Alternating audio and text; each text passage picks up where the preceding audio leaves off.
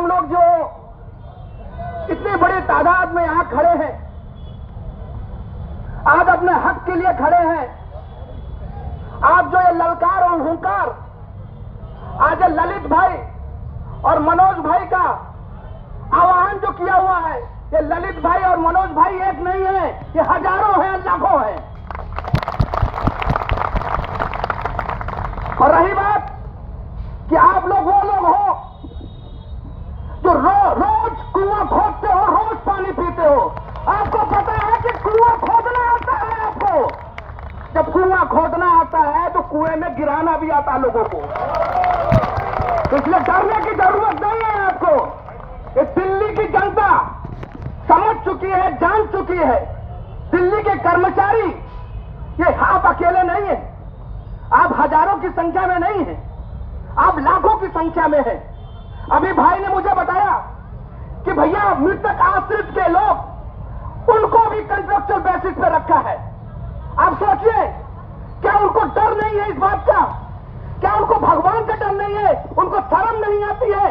दिल्ली सरकार में रहने वाले लोग, वो मंत्री, वो नुमाइंदे, क्या उन्हें शर्म नहीं आती है? क्या करेंगे पाप लेकर के? उन परिवार के लिए क्या, एक परिवार में अगर एक कोई कर्मचारी होता है तो वो 5 लोगों का जीवन चलाता है, अपने परिवार का जीवन चलाता है। आज आप लोग यहां पे काम छोड़ करके बैठे हैं, आज आपने यहां पे अपने लोगों से, अपने परिवार से दूर बैठे हैं, अपने हक की लड़ाई लड़ रहे हैं, न्याय की लड़ाई लड़ रहे हैं। मैं तो कहता हूं कि कार्यपालिका, विधायिका, न्यायपालिका, ये 3 चीज होती है। अब आप समझ सकते हैं कि कार्यपालिका का काम क्या है, विधायिका का काम क्या है और न्यायपालिका काम क्या है।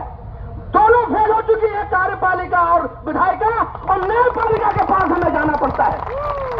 और न्यायपालिका कहता है कि ये कानून है, इस कानून को मानो और पॉलिसी बनाओ उन लोगों के लिए, क्योंकि बाबा भीमराव अंबेडकर ने संविधान बनाया है।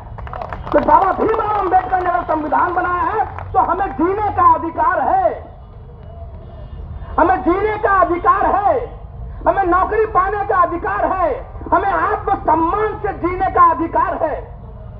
Right to life. आप समझ सकते हैं कि अगर संविधान में दिया हुआ, अगर फंडामेंटल राइट हमारा है, मौलिक अधिकार है, तो मौलिक अधिकार एक जीवन को बनाने के लिए, एक परिवार को बनाने के लिए। वो बच्चा क्या वो चाहता है कि कोई ड्राइवर, कोई कंडक्टर ये चाहता है कि मेरा बेटा कंडक्टर बने? कोई ड्राइवर चाहता है कि मेरा बेटा ड्राइवर बने? नहीं, वो चाहता है कि मेरा बेटा आईएएस बने, मेरा बेटा मुख्यमंत्री बने। जो इसी मंच को उसी मुख्यमंत्री ने मिसयूज किया, इस्तेमाल किया, आम जनता के साथ धोखा किया, उसकी भावनाओं के साथ खेला। अगर आप इस मंच का मिसयूज करेंगे, इस्तेमाल करेंगे, यही जनता है, यही जनता है जिसने आपको मसीहा बनाया। बेईमानी से राजनीति में आने वाले लोग, समझ जाओ, ये एक नहीं है। बार बार यहाँ पे मंच पे खड़े होकर के मनोज जी ने, तमाम लोगों ने, हमारे भाई ने कहा कि संजीवनी बूटी की बात की। मैं उल्टी बात करता हूँ, ये संजीवनी उनकी जरूरत है, आपको जरूरत नहीं है संजीवनी की। संजीवनी उन लोगों को जरूरत है जो खत्म होने वाले लोग हैं, तो खत्म हो जाएंगे, उनको जरूरत है।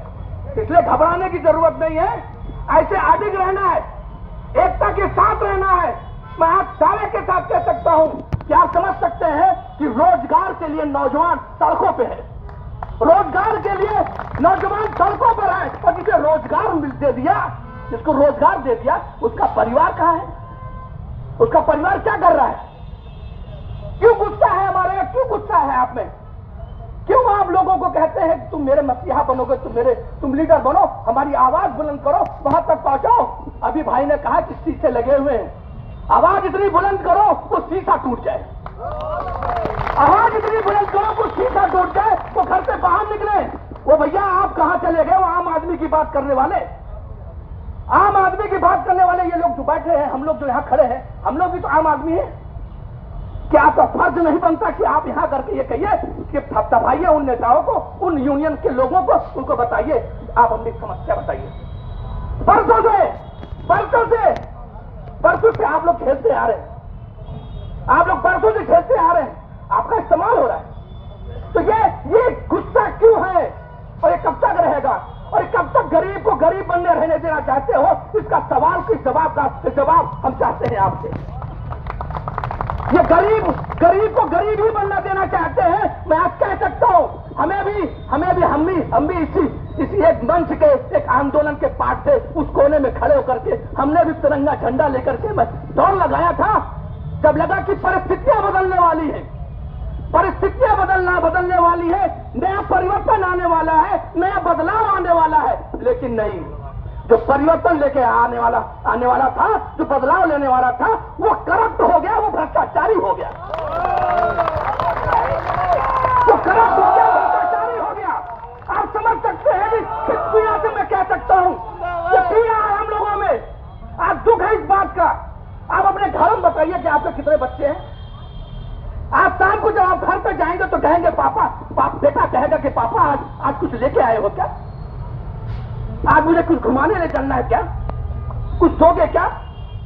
जब आप कहोगे नहीं बेटा, मैंने अपने हक की लड़ाई जाकर के जमीन पे बैठ करके उस आंदोलन में शामिल हुआ था और अपनी हक की लड़ाई लड़ रहा हूं, बेटा तुम बड़े बनना और बड़े बन करके आंदोलन का हिस्सा मत बनना, आंदोलन का हिस्सा मत बनना, ये करके दिखाना कि जो हक है, जो संविधान में दिया है, वो पाके लेके रहना और बताना पापा से अपने कि पापा अब हमें आंदोलन की जरूरत नहीं है। तो आप समझ सकते हैं कि आप वो लोग हैं। आप बिल्कुल घबराइए नहीं। ये सरकार, ये पुलिस, ये लोग, ये आपके साथ है, ये अपनी ड्यूटी निभा रहे हैं। ये जितने लोग हैं ये ड्यूटी निभा रहे, डरने की जरूरत नहीं है। बस ये ड्यूटी अपना फर्ज निभाते हैं, क्योंकि इनको कहा गया है कि आपको यहाँ का तंबू उखाड़ दो, इनका तंबू हटा दो इनका। लेकिन तंबू, ये जो जबान है हमारी ना, ये जो जबान है जिससे हम बोलते हैं, जिससे हम ललकारते हैं, आवाज बुलंद करते हैं, उसको उखाड़ नहीं सकते तुम, इस बुलंदी को नहीं सकते। तुम यही कहोगे मेरे भाइयों, अब लड़ाई सरकार की नहीं है, अब लड़ाई आपकी अब खुद के अंदर अदालतें में जाएगी। इस अदालत में देखिए, अदालत में बैठे हुए लोग तो जानते कानून का पालन कैसे होना है। हाईकोर्ट सुप्रीम कोर्ट आपके साथ है। अगर कोई पॉलिसी नहीं बनाता है, कानून नहीं बनाता है, अगर कोई संविधान का उल्लंघन करता है, तो सुप्रीम कोर्ट, हाई कोर्ट आपके साथ है। वो जानता है कि ये परिवार कैसे चलता है, वो जानता है कि कर्मचारी की समस्याएं क्या है। अपने तकलीफ पे लगे आप अपना ढो रहे हैं। ये समस्याएं देखिए, ये जो तख्तियों पे लगा करके आपने रखा है, ये क्या चीज है? कोई आपने अपने घर की बात तो नहीं कर रहे ना, आप आम लोगों की कर रहे हैं, उन लोगों की बात कर रहे हैं। क्या उनको इस बात सुध लेने वाले लोग नहीं? तो वो बेचारे वहां रोड पे क्यों है? कोई अपना नुमाइंदा क्यों नहीं भेजा यहाँ पे ये कहने के लिए भैया करने की जरूरत नहीं है, हम फैसला ले रहे हैं। कोई आया नहीं आएगा, क्योंकि ये राजनीति तब तक चलेगी जब तक आपके ट्रेड यूनियन में आपके एक को जेद मारने वाले बैठा होगा नेता, जो उन्हें नुमाइंदा बना बैठा होगा, वही करने देगा। मैं कहता हूं भाइयों, सजग हो जाओ उन लोगों से जो ट्रेड यूनियन चलाने वाले लोग हैं और नेतागिरी में है और उनका सपोर्ट करते हैं, जो आपको इकट्ठा नहीं देना चाहते हैं। आपको इस बात को समझना है कि आपको कोई कमजोर कर रहा है। आप वो लोग कमजोर हैं जो सरकार के साथ मिल करके सरकार की तानाशाही में शामिल होकर के और उद्योगपतियों की तानाशाही में शामिल होकर के आपको बर्बाद करना चाहते हैं। प्राइवेटाइजेशन जो निजीकरण कर दिया है, ये सुनने को मिला कि डीटीसी पर सरकारी बस में प्राइवेट लोग काम कर रहे हैं। कितनी दुख की बात है कि आज ये रोड पे खड़े हैं, 15 साल से 20 साल से काम कर रहे हैं, उनका क्या हाल होगा? तो भाइयों, मैं ये कहती हूं, डट के है, हम आपके साथ खड़े हैं। ये जंग है, जंग की लड़ाई हमें लड़ते रहना है जब तक हमें कामयाबी नहीं मिल जाती है। बहुत बहुत धन्यवाद। मैं हर मोड़ पे आपके साथ दूंगा, चाहे कोर्ट में हो, चाहे सड़क पे हो, मैं आपका साथ देने को तैयार हूं। बहुत बहुत धन्यवाद।